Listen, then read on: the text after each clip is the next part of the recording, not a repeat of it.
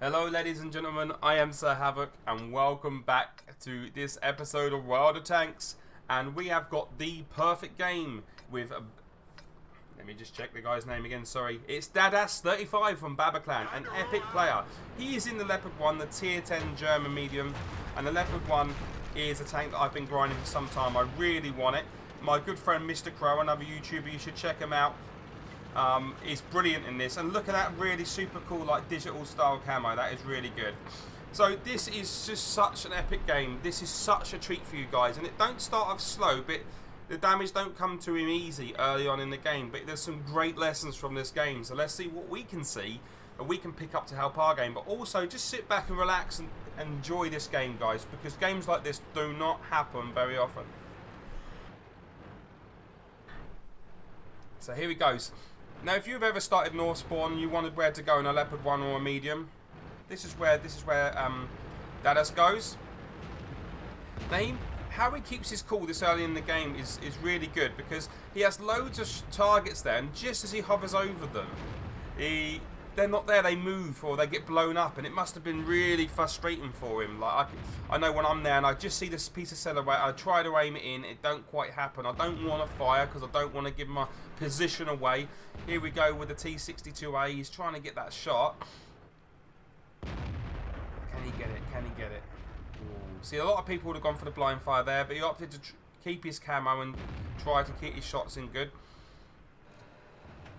You see what I'm saying? They pop up and then they're going down again, and they're popping up and going down again. He's just not quite getting that damage in. And this continues for a little while now. Here we go. Notice how he places the shot on the engine there, guys. He places the shot. He could have just shot the tracks, but he didn't. He placed it straight on top of the engine, increasing the chance of a fire. Just didn't quite get the shot on the Jagdpanzer E100. There's another one lit up to the left-hand side, and again, not quite getting the shot there. Now, the team is 1-all down. The enemy team has lost the tier 10, and we've lost the 1390 on this team. T54 lightweight goes down just as he's trying to look around there. Has he got a shot on this? Beautiful shot on the Jagdpanzer E100. Nice high roll there for 421. And again, just patient play here, guys. Patient play. He's not rushing. He's not pushing. He's not overextending himself. He ain't putting himself in unnecessary danger. He's got some solid push against the WT or 3100 there. He puts the shot in for 385. Nice shot. Nice shot. Made it count. He aimed in just enough to make that shot count, which is good. Now it's 2 for 2 now. The enemy T54 lightweight did go down. We just saw that a minute ago, and the 1390's gone down. So that's the platoon of 1390's now dead on the friendly side. It's 2 for 2. The object 140 looks as though he might poke. He's waiting to get the shot, but it didn't materialise. And now a lovely, lovely lead shot into the Jagdpanzer E100 there for 378. Good job, good job. More solid bush action here. Waits for it, aims the shot, makes it count. It's a low roll for 312, but he gets himself nice behind a bit of solid cover, so he ain't taking any damage there. Now he's retrying to position himself. He takes a shot from the 62A. Unfortunately, his shot was deflected. The angle of the 62A was enough to deflect the shot, and now he's pulling back. So we're now just coming up for 4 minutes into the game, 3.5 minutes into the game, and we are seeing the first relocation from Dadas. So he's bagged himself 1882 damage, 1882 damage, and now he's relocating to a different position. And this is something we see time and time again from the top end players. They go to a position, they do a good bit of damage, and then they relocate. And let's face it, sometimes 1800 or 2000 is the highest that some people get. So he's moving forward, he's made it count. He has taken one shot for about 300 damage, but he's bagged himself 1800, and now he's completely changing his location to fox the enemy. The enemy's not going to know where he is here, so now he's changed, and let's see what he can do from this location here. So the situation now is 2 for 4. You know, the friendly team has now lost an Object 140. He's lost a Tier 10 TVP T5051, and it's not looking that great for the friendly team now.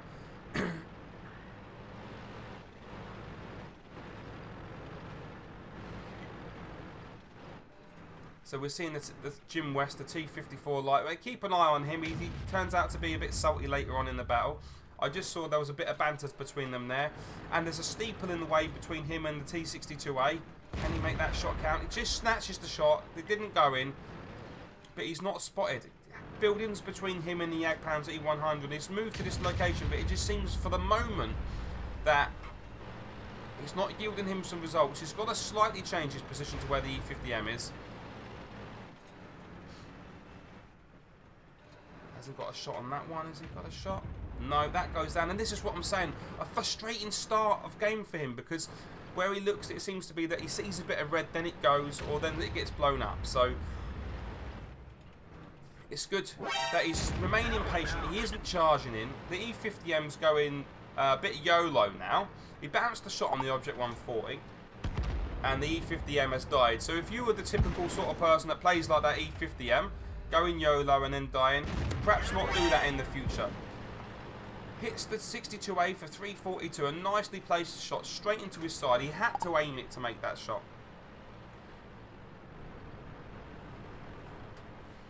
So now he's going to slightly change location here. He's not going for a complete relocation, but he's changing his angle. Watch how he uses these bushes, guys. Nice shot into there. He's been spotted. Over the next 5 or 6 minutes, you're going to see really good bush usage, but take note. Didn't quite have the gun depression to hit the target without exposing himself there. He switches to premium ammo. He makes the shot count and switches immediately back to standard ammo. Really nice use there, securing the kill. That Jagdpanzer E100 could have easily come forward and spotted them guys, spotted the RE, and really give the team a right headache. It's now 4 for 10, and his team's struggling. It's down to him to start standing up to the plate. The back chat has gone down, but not before spotting him. The Object 140 is now behind him by some rocks, and he's got to do something about this object. The T-54 Jim West has come round on the top at C5. He's now assaulting the Object 907.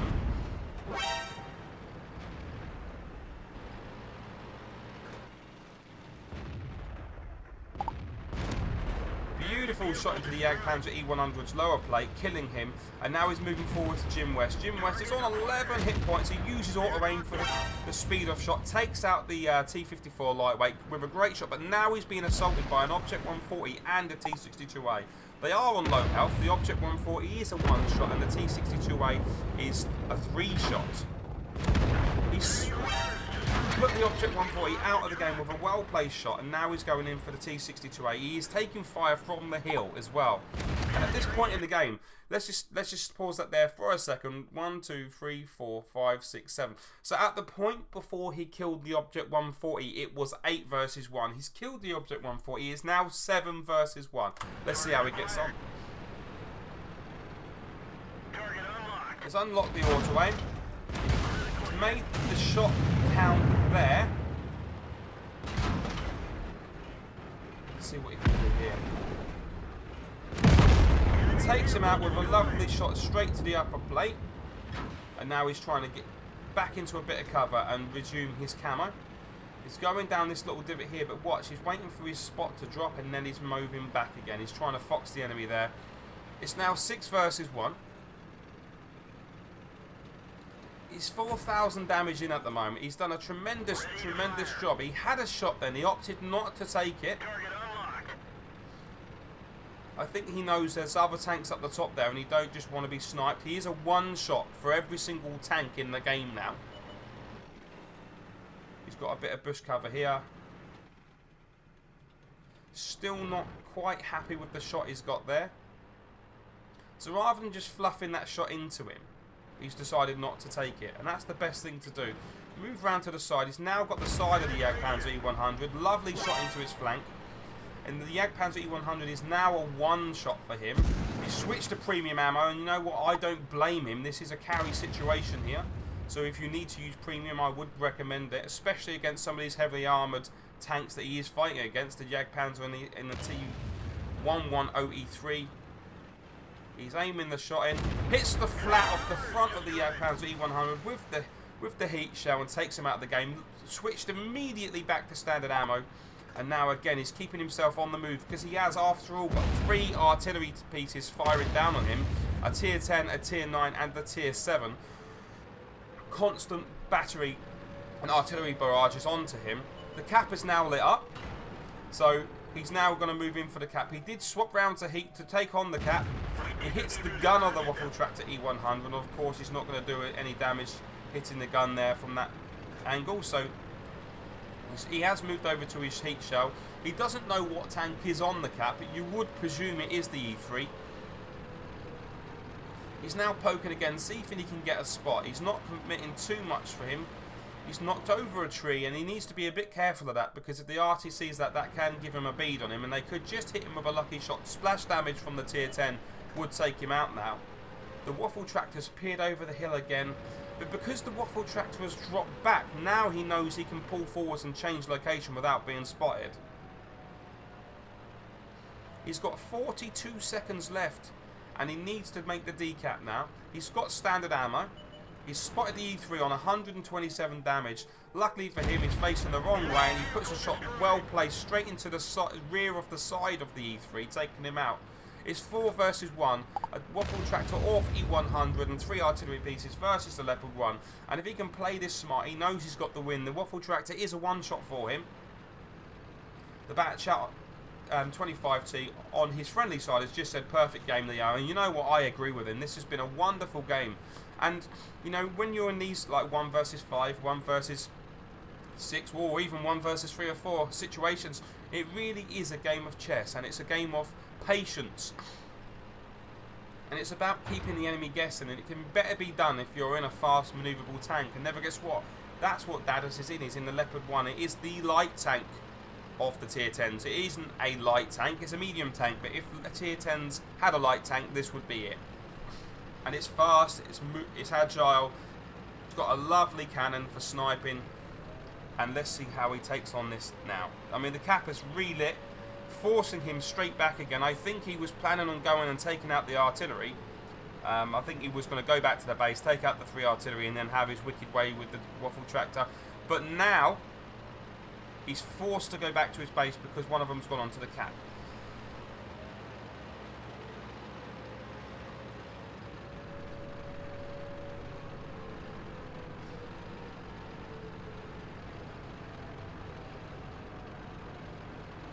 Look at Jim West. If I was here, you would be dead. But you're not here, Jim West, because you died in a very haphazard sort of fashion after being salty originally. So it's really easy to sit on the sidelines and criticise when you're already dead. It's ridiculously stupid how they've played this. If you find yourself doing that in games, try not to, guys. It's really unfair. This guy's playing an awesome game. In the end, that guy calls Dadas a retard, but in reality, this is one of the best games I've ever seen. So the fact that he thinks he's played this like a retard just tells me that Jim West doesn't at all know what he's talking about. Here he goes. Takes out the Waffle Tractor off E100 with a shot, and now it's 2 versus 1. Artillery nearly hit him with a shot. So unlucky there. And there's the other RT there. He's got all the time in the world to take the shot, takes him out, and now it's him versus a Conqueror gun carrier. Now, there is only 2.5 minutes. There's only 2 minutes on the clock. There is 2 minutes on the clock. There's Jim West again, calling him a retard. That's really unfair, Jim. You should really try to fix your logic, mate. Anyway, Conqueror gun carrier versus Leopard 1. We know what will win here, but can he find him in time? All this gun carrier has to do is hide. If he can hide or run for long enough, he can force the draw.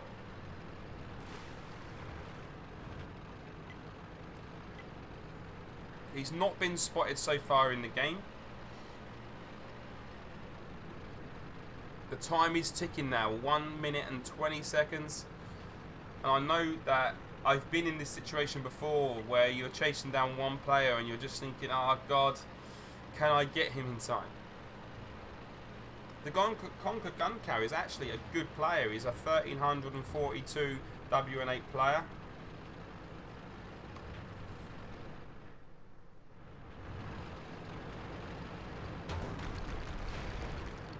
Here he goes. 1 minute left. It's all to play for here. I mean, even if it's a draw, 10 kills with over 5,000 damage is a great score anyway. If he could bag this gun carrier, it's going to take him over 6,000 damage. He's spotted the gun carrier. He's hit him with one shot. He's still got enough time for the reload. The gun carrier didn't shoot. He's probably still on that reload. And down he goes. And what an amazing game by Dadas from Baba Clan. Let's have a quick recap on what he did. He started the game up here. Let's make that a bit bigger. He started the game up here. He makes his way up to these areas here using these rocks for cover. And he's shooting along to here. He's firing to here. He's firing to here. He bags himself 1,800 damage. And then he relocates about 4 minutes in. And he comes round to this location. He tries to get some shots, but he couldn't get the draw on the enemy. So he moves to here. And he manages to put some shots in. And then he lingers kind of in this area for quite a large portion of the game. Not because he's hanging at the back and being passive, but because the enemy team done so well at pushing forwards and taking his team out. He's on the back foot almost from the start. And then next thing you know, he's in this area here. He's done some good damage and then he's being assaulted. It's 8 versus 1. And he has a T-62A and an Object 140 bead down on him. And he manages to take them two out. And then from there, he just completely outplays the enemy team, including Jim West, the light tank that thought he could take on the Worlds. And he outplayed them all. He done a really good game. He managed the weaknesses of his Leopard 1 and he played to the strengths and he done epically. So Dadas 35, man, you are a legend. Thank you so much for posting this game up. And I hope you watch this and, you know, you smile and be proud of yourself, dude, because this is an epic game. And I hope you viewers at home can be watching this and learn something from this, because it is literally, you know, he just played it epically. Although, you know, even down to his shell usage, he only really used premium shells when he had to, or when he had it loaded but didn't have time to reload to standard. Obviously he'd fire a premium shell, but not an epic, no, not an overuse of that. He's used his standard shells, he's made it count, and he's got 11 kills and 6,312 damage we know about. And so well done. So now let's move on to the post-game stats. So here we are, we're in the post-game stats. It is an Ace Tanker version, of course it is, you know.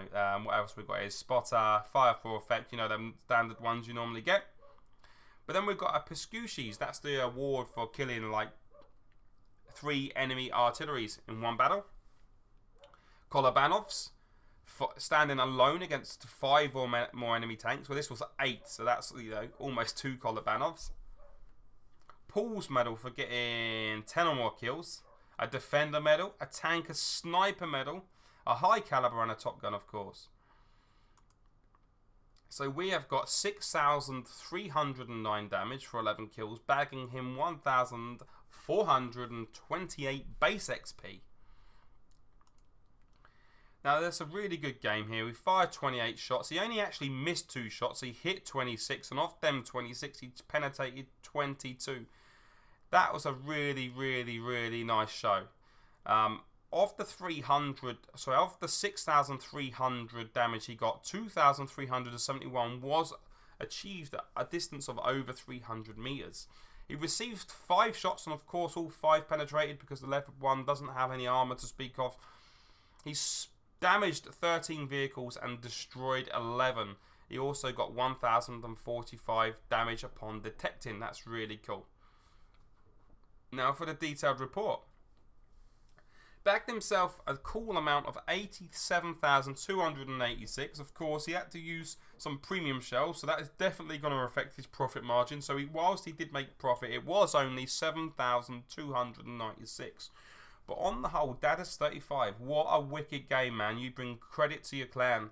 And really nice to see. Thank you for posting. And if you enjoyed these games, guys, don't forget to check out my other videos. We've got a whole series of Anatomy of Great games, and we've also got the Epic Arty starting this week. So be sure to check out that one. There's actually a Kolobanov's medal achieved. That is just a hilarious game. So if you haven't seen it, check out the Arty game. That's amazing. So that's all for now, and I'll see you on the battlefield. Bye-bye. So Havoc, signing out.